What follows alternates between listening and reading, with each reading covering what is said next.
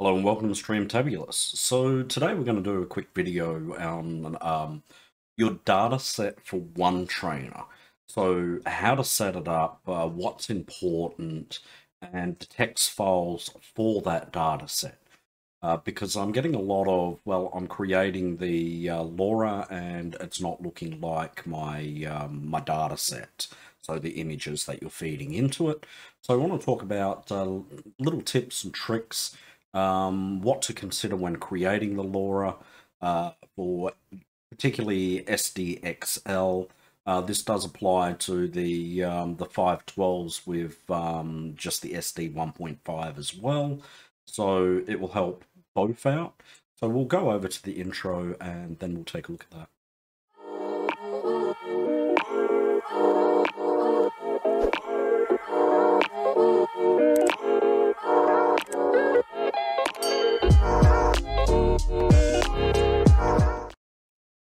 Okay, so we're going to take a look at the data set for Gonzo, and we're going to talk about that quickly. So I've gone on and I've collected as many images as possible. Now, you know I've already created this LoRa, and if you head over to Civet AI, you'll actually see images created with this LoRa to get an idea how well it actually worked out. The same principle applies for a person as well, and we'll talk about both while we're doing this. So I've gone in and I've done the data set. Now, there's not a lot of images available on the character, unless you're going to go through the show and get as many different angles and many different views as possible of the character and screenshot them. Now, not all of these are actually, well, these ones might be. Okay, it would have been the data set for animal.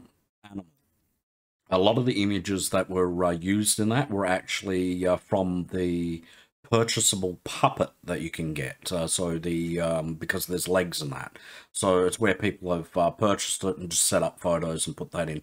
So keep that in mind. You don't necessarily need every picture to be of the character in the way of the TV show.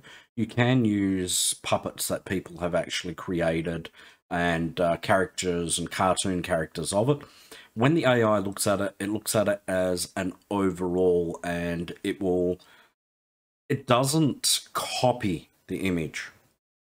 So you don't have to worry about that. You're looking for the likeness. Physical photos of the real puppet have a lot of information in it where we can see the textures.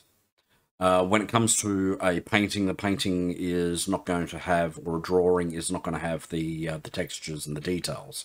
So we want to populate it with more real pictures than drawings and so forth. But with Animal, there weren't a lot of photos where the legs were in it, which is the other thing. People wonder, well, you know, how do you get the feet? Well, you got to remember, this is creating and populating as many images as possible, and most of them are from the waist up. But it is a LoRa, and you're using it with a base model, so the AI can extrapolate and imagine the lower part. So you may get more human body figure for the lower part of the model, but it will work it out and it will fill it in. And we can see here that we do have some legs. It will work out the missing sections of it, so we don't have to be perfect. So now all these images were tiny. As we can see here, this is only 199 pixels by 253 pixels. And we talk in pixels, we don't talk in inches, we don't talk in centimeters. We're talking pixels because it's the computer-related image that we're actually talking about. We can also mention the PPI, pixels per square inch, on top of that. And the higher that is, obviously, the better quality you're going to have. So the first thing you want to do is go through and resize all these to 124 by whatever. So the smaller size of the image needs to be 124. So the width of this one, for example, will be 124, but the height will be over 124. It's the same if you're doing a person. It'll be 124, and if it's the full body in the picture, it may be 3,500 for the height. So that is perfectly fine. It doesn't have to be 124 by 124. When we're training a data set, you need to remove that picture from your head that, okay, it's going to create this picture. It's not going to create that picture. It's not going to look at that picture. That picture doesn't exist. What exists are keys. And what I mean by that is it knows what an eye roughly looks like. So the AI will go through and will go, okay, this is an eye. Or this is what a human eye looks like. This is close to an eye. I've been trained with eyes of artwork, and this is very much what I know an eye to look like. So it will use your image to create that eye. It might not know what this is, but it knows it's on the face and it knows it's where the beak is. So it's going to go through and create this as well. And that's what it's going to do with the whole image. So it's going to go, okay, well, that's a mouth. I've got artwork and, you know, I've been trained with other puppets, not this puppet, and so forth. So it has an idea what it's looking at, and it's learning that information. It is not learning this image. So it may learn, well, this is a shirt, and this is, you know, a diamond pattern on the shirt with red and white lines, and it's grey and black. So it will learn that. So when you prompt it, you may get something which looks very, very close to this, but you will not get this image created. You're getting something that is new. Okay, so keep in mind that if we take a look, we'll come back to this one, we'll take a look at this and we'll zoom in. It's very pixelated. It's not high quality at all. So when it's learning that, it's going to say, well, this isn't a very good quality eye, and it's going to learn a bad representation of this. We want the best possible quality. So larger images are better. What's the downfall of a large image? If you can train this at 4K if you want to, but then when you try to create a canvas of, say, 1024 by 1024, it's going to be an absolute mess because it's going to be trying to compress that 4K image down into that. And that is something to keep in mind when if you're training an SDXL of a person and you want that high quality person, your canvas size needs to be larger. So if you're going for a portrait view, you need 1024 by here, and you'll need higher here. It could be 1600 and above. So keep that in mind, and that will give you the better quality. So the larger the canvas, the better the quality you're going to get when you're using your model trained with large image data sets. If you're not training it at 1024 by above, then you might as well just be training a SD 1.5 and using that, and then you've got the problem that the core of the AI isn't as good for knowing how to do poses and backgrounds and changing it, and you're limited to what you can actually do with it. That's the difference with the SDXL. SDXL is better across the board for understanding what you want to create when you're putting in your prompt authoring. So we resize this. Another thing we need to look at is things like this. We've got other characters in there. Do we really want those other characters in there where on the off chance the AI might come through and go, this is a green hand? Because we can see it looks like Knuckles. I mean, obviously there's a hand in the puppet. So it may get mistaken for a hand, and then occasionally you might get a green weird looking Kermit hand on Gonzo. So it's best to come through and mask them out. You can mask in one trainer. I don't bother doing that because obviously I'm going through and I'm editing all my photos to get the best quality first. So I might as well just eliminate the characters when I'm doing that. So something like an animal. The AI is going to know this is an animal, and it's pretty much going to know that it's chicken, to be quite frank. So we don't really have to mask that out. We can leave that in there, and we can have, I think it's Clamilla as the chicken, and we can leave that as, so if we put the word chicken in there, we'll end up getting similar results to what these chickens look like. So keep that in mind. Anything which has multiple characters, we really want to remove those multiple characters. Okay. So let's take a look at what that looks like. These are the edited. These are all large. And we can see here, this one is, on its height, is 1,214. This one on its height is 1,279. And yeah, I mean, if it's a long photo, then it's going to be a lot taller than that. We probably come through and find ones bigger than that. I have certainly trained a data set with 3,000 for the height numerous times and even for the width. So now when we come through, if we can find that same photo that we were looking at before, want this one here. Now this has been upscaled, so when we come in now, we can see this is a lot cleaner image, so the AI will have a better understanding of representing that. And then the more data there is on what that eye looks like, we get more information for the AI to actually learn it. And of course, there's the different poses, the different angles, so AI can extrapolate that and have a better understanding of the way this character actually is going to look. Now, with OneTrainer, we've gone over using the extra tools to create the text files. Now, if we open that up, what we may get is something which is obviously my token. Token is something unique. Keep that in mind, because if it's just the first name with the last initial, you're going to find there's probably a lot in the data set of the core model which has first names with last initials, and it's going to create conflict. So what a lot of people do is they just put an X at the beginning and an X at the end to create their token. Now, when we come through this, we'll notice here there's some things which aren't quite right. So, bird. I don't want this confused with a bird. I want this to actually read as Gonzo. So if we come back here, and we'll leave that one open, we'll go through and have a look at the edited one, and we'll compare that top and bottom. Okay. So you can see now that I've come through and I've removed the word bird. I've replaced it with the word Gonzo by itself, and you can replace it with the single character name. So,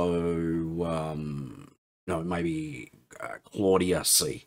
So, for example, now keep in mind, Claudia C may get confused with a famous supermodel when it's doing it, but we have our token, and the token's the key one that we want to be using when we're creating our prompt anyway. But we can have a basic name here, and then the double understanding, the AI goes, I've seen that word with the token in the model, so I will pay more attention to the LoRA model than the base model that you're using when creating it.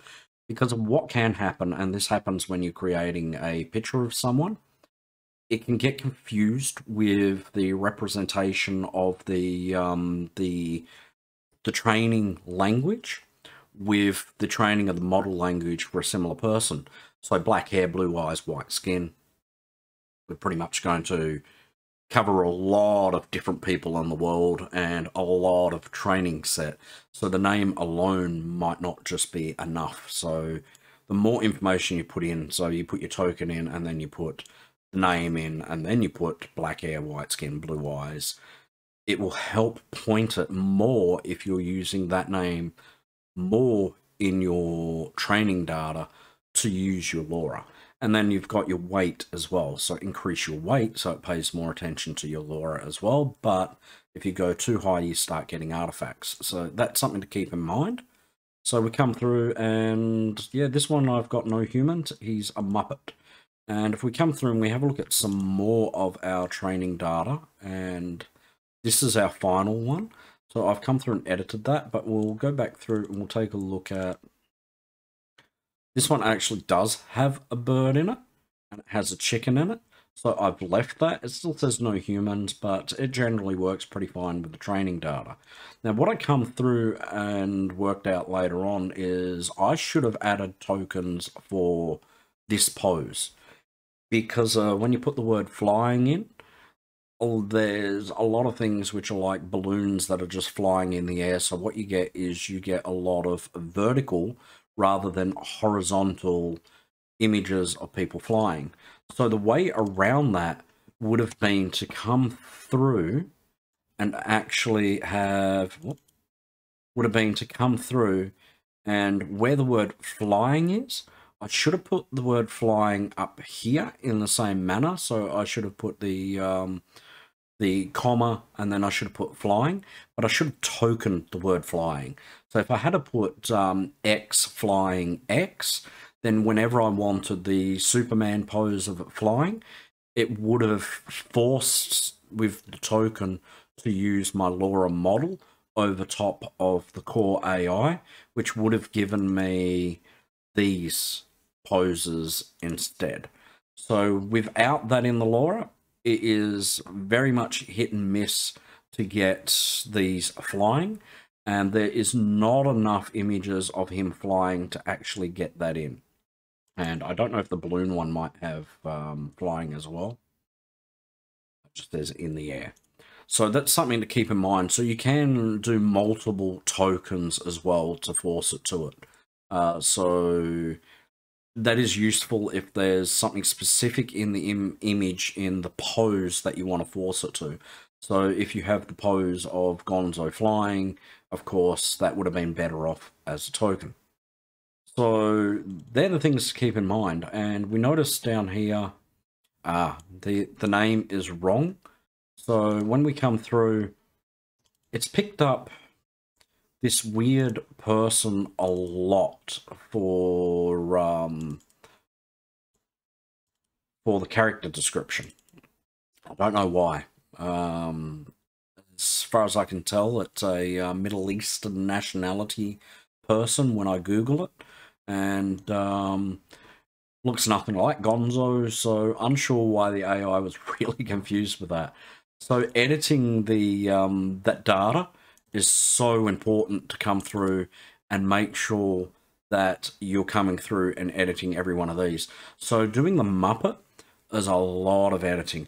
It's very important to go through every one of your images and add extra information to it or remove information. There's a lot of people that say if you're training a person, don't bother having this in there, just have it as this. So if you're training a face or a person, you could try that without actually having the rest of it, and every file just having just the token. I prefer to have it with the description of clothing and that, because if I'm creating it, I like to be able to trigger that information for the clothing style, or I like to be able to put in the negative prompt and remove that clothing style if it's forcing it too much from my LoRa model. If you have just the word Gonzo in, for example, and every single image is the same, say this top, and you don't have information in there for saying like a tweed top or whatever, then every time you render it, it's going to push that same red top every single time, even if you're putting it in the negative, because it doesn't understand that that is a red top because it's not in its data set for its language. So keep that in mind. A lot of people train themselves and they just use their name, but it might be quite fine if you've got a mix of clothing. Myself, I love black. It's slimming. I'm a short person, so it also helps make me look a little bit taller because that slimming aspect of it. So I love black and I love dark colors for that reason. Now, when it comes to if I was to train a data set with just my name, it's going to force black, black, black, black, black. So I'd never be able to really control it the way I want to. So that's something to keep in mind, and you could maybe train the model twice of just having it as the token name, and then you could also train another model with all the other information, and you can use those two models together, and that can give you more control. So you can lower the weight on just the one with the name, the token, and then you can have a higher weight on the one with the descriptive clothing. And that can actually help refine. So it goes, okay, this is that face, this is that face. But I now have information and I can see that this is the same face, but I'm removing clothing. I have found that actually works for me. If I've gotten a Laura of, say, Robocop, which I did recently, both Lauras were subpar. One Laura was exceptionally bad, but using the two together was better for creating the character. So if you've seen my Robocop image using the Zaxxerius version 4 model, which I've got to do a review on, that is absolutely fantastic. It's a mind-blowing model. I actually used 2 Lauras of Robocop to get the weights right and mix that to get the image so perfect, crisp, and get the details that I was looking for. And then the prompt author for that is quite literally an A4 page long. There's a lot of descriptions on textures and macro textures of the metal so when you zoom in, you get those fine little grains, because when they painted the Robocop armor for the movie, they painted it with automotive paint. I believe it had a it was a pearlescent, and I believe it had a touch of chameleon in the blue. So it had a bit of a rainbow effect to it. So the blues to the sort of semi-purple pink tones. And up close, you could actually see the sort of stipple effect of the way that paint was done. And with the high definition movie, you can really see those details. So I wanted that to come through. So the prompt author is exceptionally long. A lot of people think that there's no art to doing AI.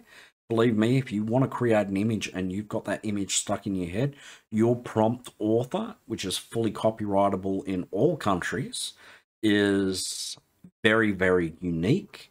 And that output in the image is unique. So you'll know if someone's pinched your prompt one-to-one because you can see it, because it's repeatable. So every time you render the image, it comes up the exact same details. And that's something to keep in mind. That's when we do these, we have the information in there. And then when we're doing the rest of our prompt, or we're doing our prompt authoring, and you can put, you know, macro details on vest. And then when it comes through and it takes a look at that image, we'll get more details on that vest, the textures, crossed with the core model as well. So what else do we want to know? We come through here and you notice the space image. I've removed the other characters because I wanted the space helmet. I thought it was unique. I've got it once or twice creating a space character, but not quite to this. It's more like a bit of a bubble, but it worked well. So I wanted that one in there.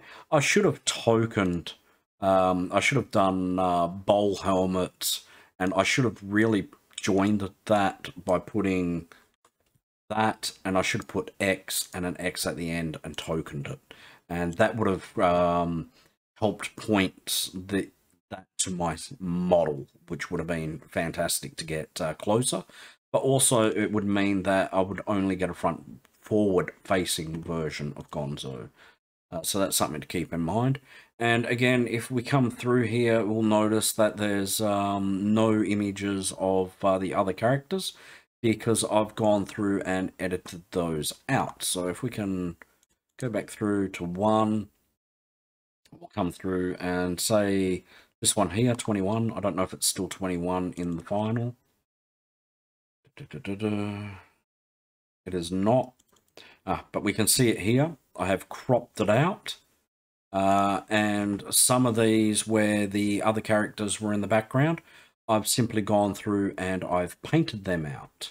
So that's something you can do as well, is just go through and paint them out. And I'd like to show one if I can. Okay, we got that in the background there, and I believe I removed that. So if we can find him, we can see I've cropped that down. So I'm removing characters, but I've also just painted them out, because that's all that masking is. It just paints them out. So if I can find one, give an idea. Ah, there's a classic one. So we didn't want the rat forced into the picture, so 38.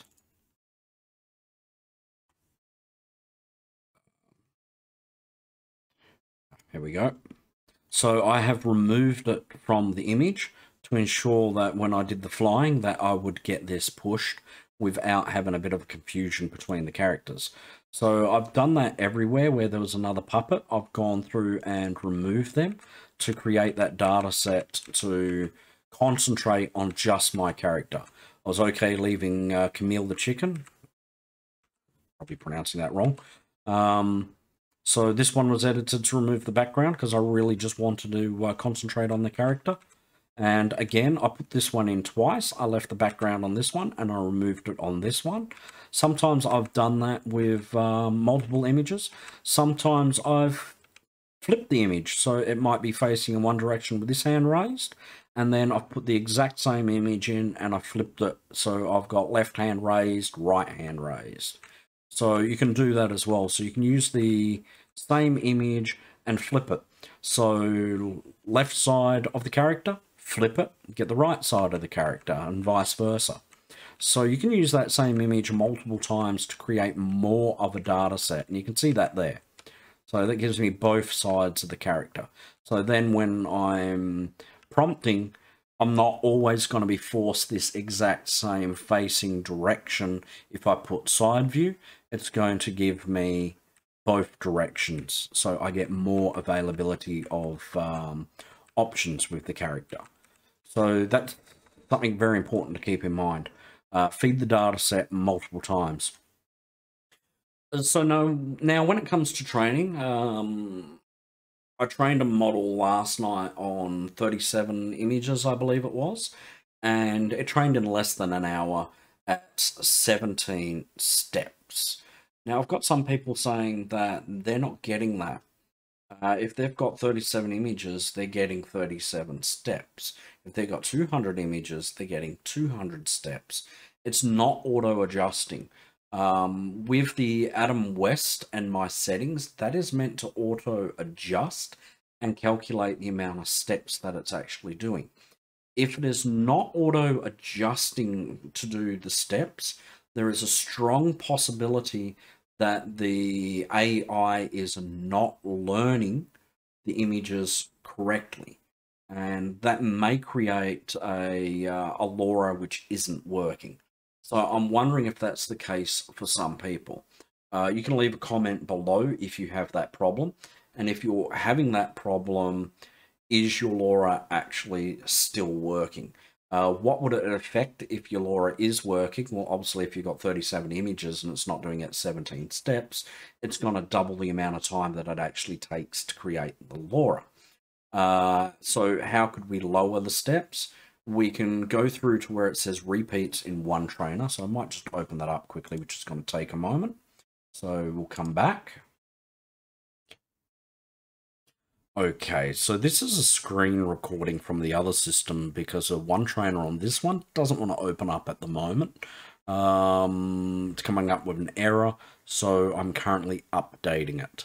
So this is just from the other system, so I don't have to wait because it's taken forever to update, and yeah. So let's hit play here. So what you want to do is come through. Obviously, you got general, and if you come through to concepts, and then you click on your images, you'll see here there is repeats. Now, I leave that on default, and it auto-adjusts for me. So 37 images, it does at 17 to 18 steps.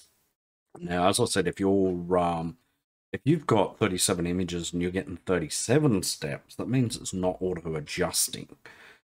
It's likely to be something that you've got running or installed incorrectly, which is affecting one trainer. What that is, there is numerous things. It's really hard to tell. Now, if you're finding that your training is working still, so you'll have to leave a comment below and let me know if it still works without the auto-adjusting. You may have to adjust this. So for 37 steps, it used to be you could write the steps in. It actually used to say steps, not repeats. And you could put the number of steps for the training, which was a more logical, better way to work. So I could have put 17 in there and I'd know I'd get 17 steps. And for that, there was the mathematical equation, which we talked about in Koya, where you'd do, I think it was 3,500, divided the number of images, and you'd get your how many steps you should be doing. Garbage truck's finally coming around, so just ignore that in the background if you can hear it, if the noise cancellation isn't picking it out. Now, so at 37 steps, you could put 0 point and a number. What that number would be to get those steps, I'm not sure what the mathematics behind this is to determine the calculation. Same if you wanted more steps. You could put 2 in. So let's say 30 images. You put 2 in, it's not 60. So I don't know what the magic math is for this. It was far simpler when it just said steps. So that's something to keep in mind. There is the drop down here to change that, but I'm not sure how that actually affects One Trainer and what that actually does. As I said, I haven't played with it because I don't need to. My One Trainer is working correctly and it's automatically adjusting for me. So that's something to keep in mind. I'd like to know below what you're getting for your steps and that. Okay, so we'll take a look at what I actually have installed, because that might be affecting it for you, and it's something to know about. Now, because I hadn't used One Trainer before, when I installed it, I didn't see any like magic pudding or anything specific that it was saying that you needed to install to get it going when I read the installation. So I'm not sure if there's something which is just been installed when I did Koya, which is important to running One Trainer. I'm not entirely sure. But I did find out that these particular tools that I have installed are actually important for all AI-based programs. So whether it be editing an image, creating LoRa's, and so forth. So we'll come over and take a look at those. Okay, so here we are in the folder which I have for what I call my AI Toolkit pack. These are the essentials for running AI. Now, I did have the CUDA Toolkit 12.4 installed, but I was finding I was having issues with that. Come to think of it, with Adam West, not the 8-bit, which is also meant to auto-adjust for its steps, that wasn't working originally for me, and I ended up rolling back to 11.8 and reinstalling One Trainer after rolling everything back, and Adam West 8-bit, which is what I used thereafter, has been working flawlessly. So the NVIDIA Toolkit, and I've talked about this. We've talked about this when it came to installing Koya and what you actually need to install. So 11.8, or specifically 11.80.522.06. Now, I did put the toolkit up for the zip file on my cloud, and that does have, yeah, the versions in it. So what I will do in the comments, wherever YouTube decides to slap them, so whether they're left, right, up, down, wherever, I will put a link to my toolkit, because this might actually resolve your issues. So I have that installed. FMPEG I have installed as well, but of course I have it installed via the K-Lite codec pack. Git I have installed. I have Python installed, and I believe I am on the 3.10.6 version. I'd have to check my uninstaller for that. But either way, 3.10 was your base, and that was the update from there, and I think, in the toolkit. Let's have a look at what we've got. Hang on. Get that toolkit open. That one. Yeah, 3.10.6. So 3.10.6 is the one that I'm likely to have installed.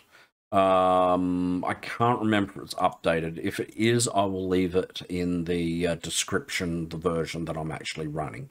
And then, of course, I have the Visual Basics installed. So I have Python installed underneath that.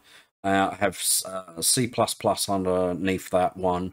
Yet I would have to go back, or you guys can go take a look at the Koya for what I actually installed, because I mentioned it in that video.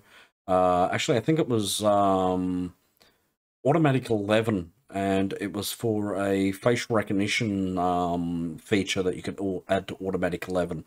So yeah, I'll leave a link to download the screenshot of what is installed for that specific toolkit, because they are also very important.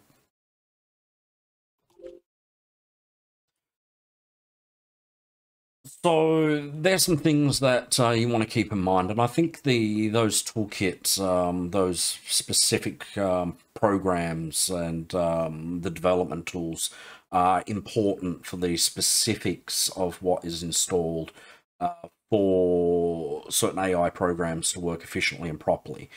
They're all very, very fussy. If they've got wrong versions of things, or if they require certain versions, they tend to kick out errors and not work properly. Now, OneTrainer, when you do the update, which I'd recommend, it usually goes through and it says your Python's out of date, uninstalling, and it installs a newer version for what it actually requires. And I have not seen the update of that break the Krita, which is a good thing. So I would say update that and let it do its thing for going through. It also comes through and it mentions arguments for command line codes to install certain things that it requires if it's out of date and doesn't have permissions to do so. So copy those and paste them down, because you may need to run the command line to install those. And we can talk more about that if you need to know more about that. Comment below. Hopefully you guys understand that well enough. But that's basics on how to the tips that I've got and how I do my data set to get the quality that I do. And I get fantastic quality, extreme quality, for the number of images that I use, and the number of steps that I use, and the number of epochs that I use. So give all that a try. Again, I will leave links to my settings for the Adam West 8-bit, so you can just download that, drop that into your OneTrainer. I'll leave a link to the pack. I'll leave a link to the image, and I'll put as much in the description as I can for what I'm running there. And of course, I will see you in the next Streamtabulous video. Thank you for watching my video and sticking around to the end. If you like my videos, it'd really help me out if you could like and subscribe. It helps the YouTube algorithm to push my videos out there to more viewers, which in turn helps me and helps everyone. So thank you for watching my video and hanging around to the end, and I will see you in the next video.